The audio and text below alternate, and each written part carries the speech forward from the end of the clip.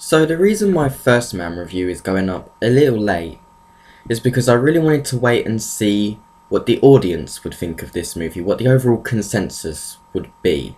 And because I had so many spirited discussions over the movie over the weekend, I really wanted to know if I was truly on my own with how I feel about this movie, or if audiences would respond the same way.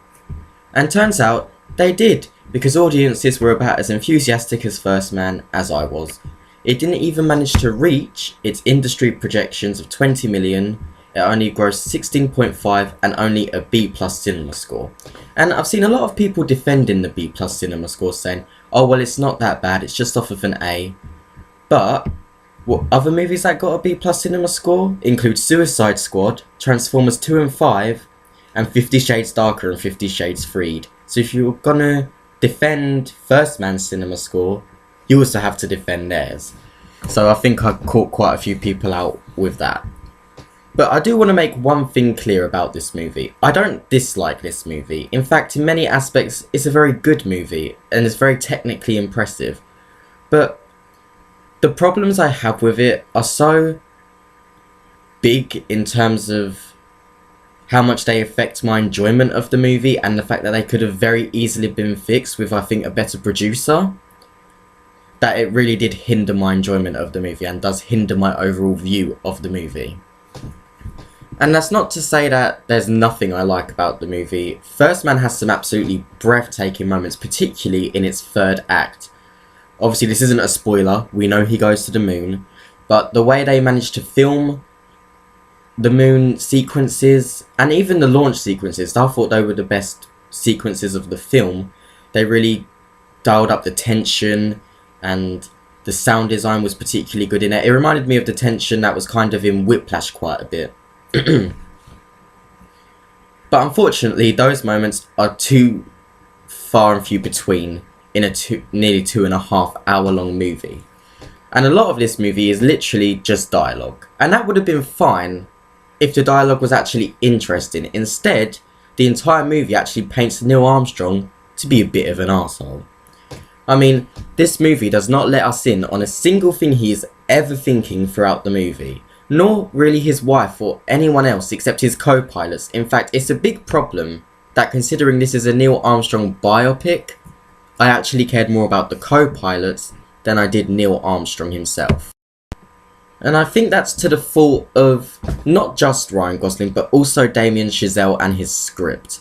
Because the way he is written, it's supposed to be nuanced, and I guess Ryan Gosling was going for the nuanced performance, but instead, because we're never actually let into how he's feeling, except for maybe 1 or 2 moments where he breaks down, but it's not really properly breaking down, because of that, we just don't connect with him. It's so difficult to connect with his character, and obviously this is a Neil Armstrong biopic. You have to connect with Neil Armstrong to really connect with the movie, and I just couldn't connect with him. But again, there are good parts of this movie, and I do want to discuss those first, because it doesn't exactly bring me joy to be trashing a Damien Chazelle movie, because I'm such a big fan of his other work. I mean, if anyone knows me, they know I was obsessed with La La Land, and I loved Whiplash. I haven't seen his other movie, but I'll imagine that's quite good too. I just feel that this was one where he kind of fell a bit. And that's okay. Not every single movie from a filmmaker is going to be golden. Not every Quentin Tarantino movie is exactly beloved. Not every Alfred Hitchcock movie is exactly an instant classic. You know? And not that I'm comparing Chazelle to those two filmmakers, but my point I'm trying to get across is that sometimes people just don't make a particularly good movie, and that's perfectly fine. It's not entirely Damien Chazelle's fault. As I said, I think with a better producer on board, a more perhaps stern one, this movie could have been really quite good, because all it really needs is tightening up in some aspects, and in other aspects it needs better character development. But again, on to what's good about the movie. Well, first of all, of course, Damien Chazelle. He is a very good director, and it could have been very easy for someone to have half-fasted this movie in terms of visual appeal. They could have just thought, oh well, it's a biopic, it's going to be an awards contender, we don't really need to make it look as grand as possible. But no, Damien Chazelle does go for it. Quite a lot in this movie, actually. There are multiple really great shots, not just of the moon, not just in the launch sequences, in general. Like, there's one shot between Ryan Gosling and Jason Clarke's characters, and they kind of split ways, like to go walking, and then the moon's coming down through the trees, and it's a really beautiful shot.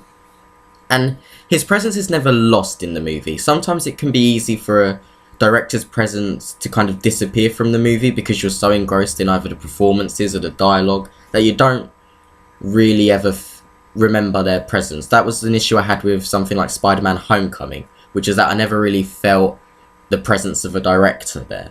But in this movie I really did. I felt that he was there and he was doing the best that he could with what he had written, which wasn't that good. I also did really like the score for this movie. I have seen complaints about the score, saying it wasn't as grand or epic as it could have been, but I quite like the subtle feel of the score, because I think making it particularly like loud, like going the Hans Zimmer route, would have been a bit kind of cliched for the movie. Like, that would have been the easier choice to go for. But no, they went for the more difficult choice. They went for a more subtle score and a more subtle movie. And while it didn't entirely work out in regards of the subtle movie, it did work out in terms of the score. I did really like the score quite a bit. And on top of that, I want to stress that I did think Claire Foy gives a very good performance in this movie. In fact, it's probably her best performance I've seen from her yet. I haven't watched The Crown, so I can't really judge her on that performance, but she does give a really good performance. Unfortunately, it's the script that lets her down, and we'll get to that in a bit. But also, I also really liked, as I mentioned before, the co-pilots. They all did a really great job.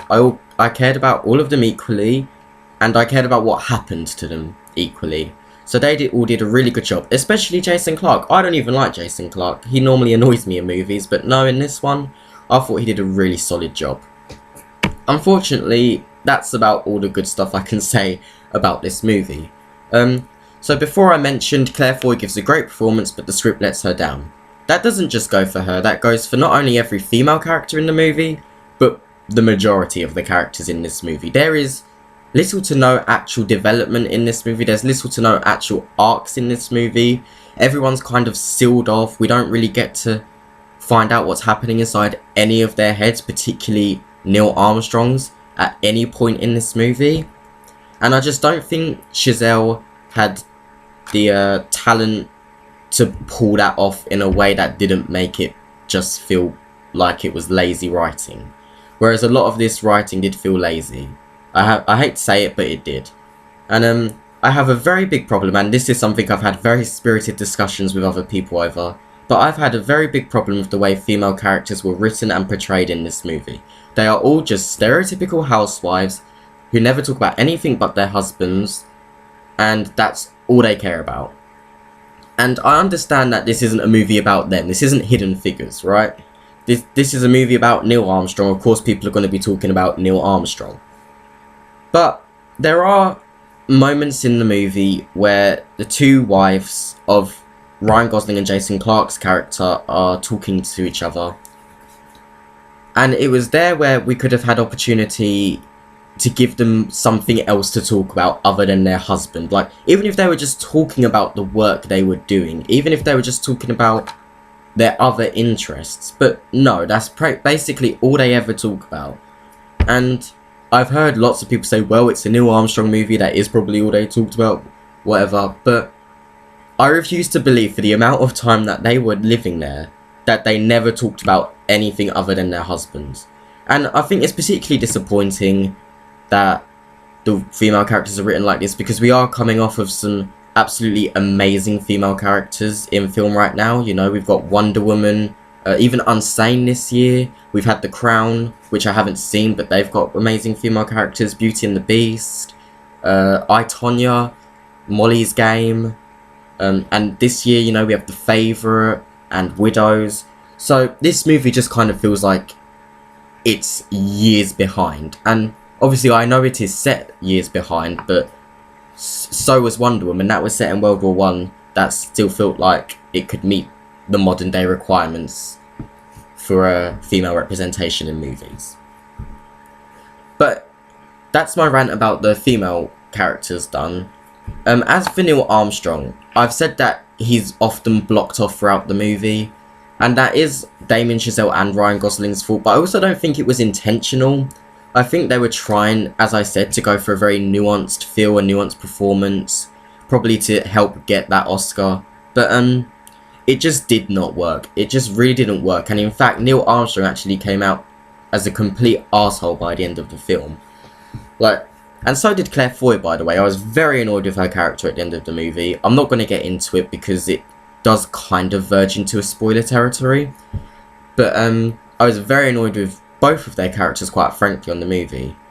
But the most person I'm annoyed with is Damien Chazelle. Because he could have done so much better with this movie, and he just kind of skated by. He clearly didn't put enough effort into the script. He was clearly just focused on, oh, I want that Oscar because I lost that year to Moonlight, and that was a whole kerfuffle. That was embarrassing. So he tried his best to rush this movie out, I think, and I think that shows. I mean, it has only been 2 years since La La Land. This movie, I think, could have done with a few extra months on the script, and as I said, if a better producer had came on board, it's quite similar actually to the problem I had with Get Out last year, which is if I think there was a stronger producer on board that could have just gone through the script and been like, okay, Damien, or Jordan Peele in Get Out's case, you know, just change that, add this in here, cut that, we don't need that, shorten the length. I think this movie would have been a lot better, it would have been a lot tighter, and it would have been more well received by audiences. I mean, as I said, this is a 2.5 hour long movie about the first man to land on the moon that barely shows the man on the moon. And it's mostly just dialogue. It's mostly just conversations, repetitive conversations that are quite boring and quite lazily written between a character you don't like and normally a character you do like. And the character you don't like is the main character.